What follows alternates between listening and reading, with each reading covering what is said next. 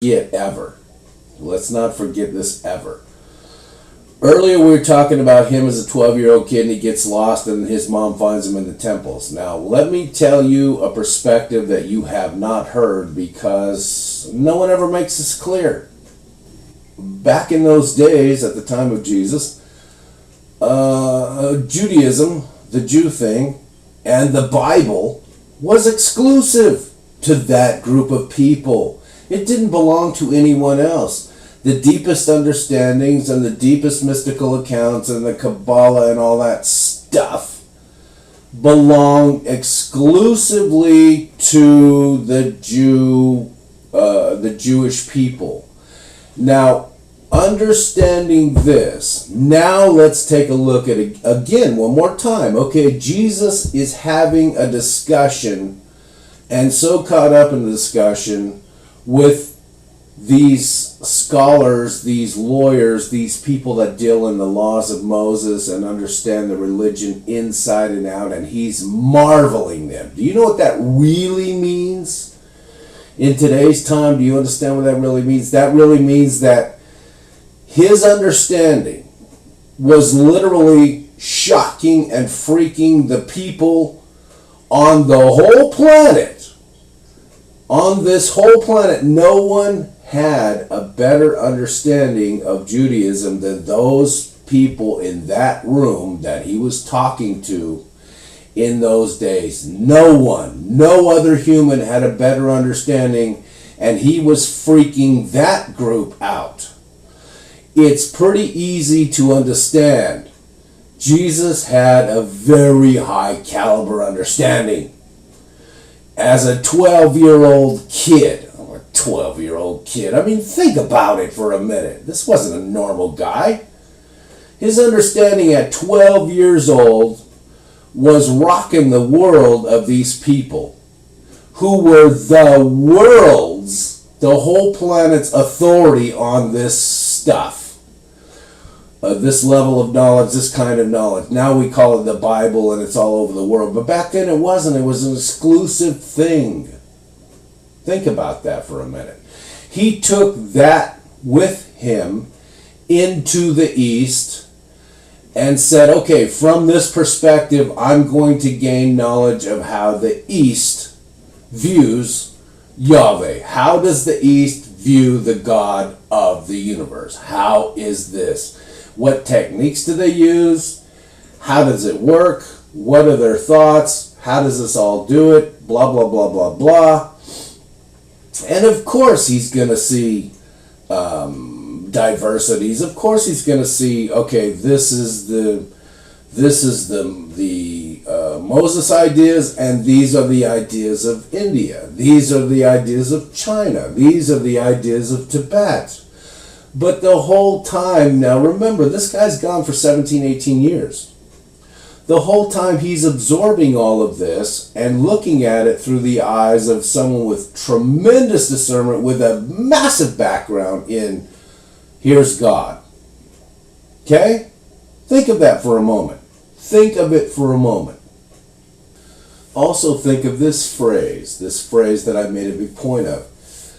Because his mom's reading him the riot act and he says, hey, don't you know I have to be about my Father's business? This was like the business at hand on planet Earth. This was part of the business of planet Earth of Jesus Christ that finally becomes the Jesus Christ that we know, that got murdered by the Romans in their cruel barbaric fashion of like, let's put him on a cross and hang him up. I mean, holy criminy, these some barbarism right there, but you know, that's how they make a point. Screw with the Romans and they're going to treat you barbarically. That's the Roman way. Hail Caesar and all that stuff.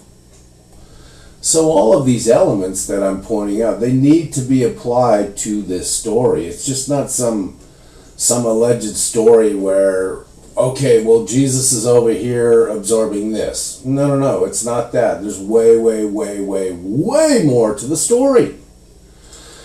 a lot more to the story, and he's absorbing all of this, and he's practicing these practices. And one of the huge practices of all of those aforementioned ways of looking at God, and even though they don't have an idea in their head of this is the central God, like the Moses ideas of here's Yahweh, the God Yahweh. They don't have that. They have something. They have a different variation of that. It's in there, believe me. There is, there are central figures, but it's not the same thing. Now, even though they don't have that, they do have practices and techniques that tie you into. Now, I'm coming at this from internal Chinese Kung Fu and that study, so I'm telling you this from the horse's mouth. At least this Western horse right here that picked up the East and studied the heck out of it. They do have techniques and ideas. They do have techniques and methods that tell you, hey, here, do these meditations, and these things will let you try and merge. I mean, don't get me wrong, it's not an overnight thing. It's like, takes forever. But will let you merge with whatever the creative force actually really seriously is. And, for them, it's a very, very, very personal experience. It's not an experience of, here's the understanding in your head. It's an experience of, these are all four of your components. And all four of your components are being caught into this deal with the creative force itself.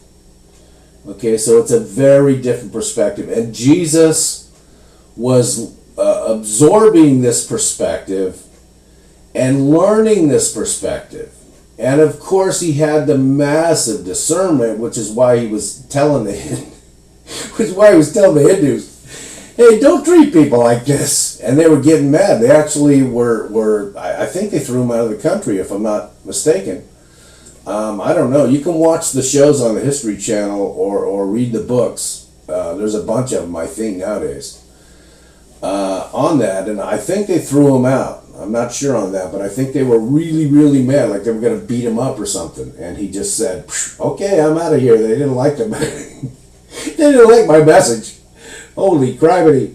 All right, let's not screw with these people. Onward and upward. Next. That kind of thing. Okay, this recording is getting kind of long, so let me wind this down and cut it off. Now, let me finalize with this one point here. The Christian church throughout history, under the Roman Empire, okay? Before the Roman Empire, it was something else, and we're going to look at that next. But the Christian church likes to monopolize, and do things of, from a monopoly point of view. Oh, we're the this, and we're the only this, and we're the only that, and if you don't do it like we say, nope, you burn in hell, and this happens and that happens, you never get there, and c'est la vie and purgatory and whatever. This is the way they do stuff, and this is not the way Jesus was doing stuff. Jesus was doing stuff by saying, okay, this is planet Earth. Let's investigate God on the entire planet. Now I have my hardcore control basis called Judaism and Moses, which I know is an absolute reality because I'm born here and I'm like a divine being. Or, kind of a divine being. I have a divine being stuff wrapped up in my DNA. Let's not forget this is not a normal guy, okay? So he's looking at it from that perspective and not saying, okay, well, God is only exclusive to this and you can only do God by being exclusive to this. He wasn't saying that at all. In fact, in the next segment, we're going to point out some things I'm not going to turn this into theology because I'm going to make it more like a story, but I'm going to point out some things, and we're going to look at some things that say more of this. But please, please, please understand this. I'm going to end with this. Promise. This one's long. Okay, I'm going to end with this. Do not overlook. Do not allow yourself to overlook Eastern ideas and Eastern religions, even though they're so different than Moses stuff. So very different than Moses stuff, but they obviously have enough benefit for Jesus to go over there and start absorbing him.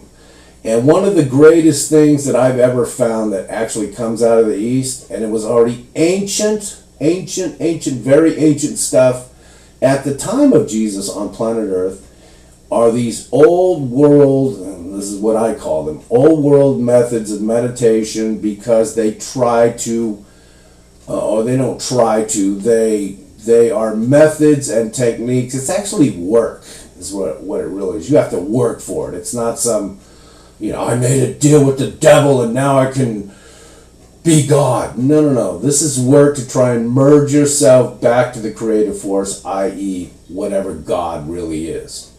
Okay?